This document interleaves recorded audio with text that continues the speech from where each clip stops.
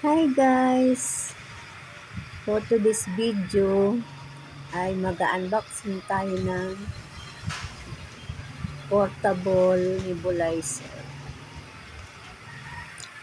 Nabili ko to guys sa TikTok, TikTok shop. At maganda to siya guys kasi mura lang sa halagang 170.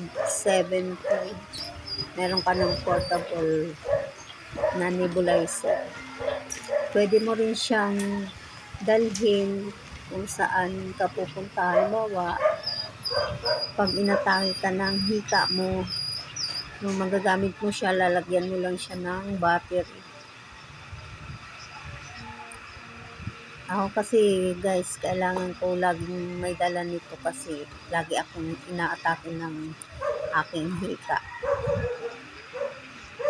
Ayan. Mura lang siya guys.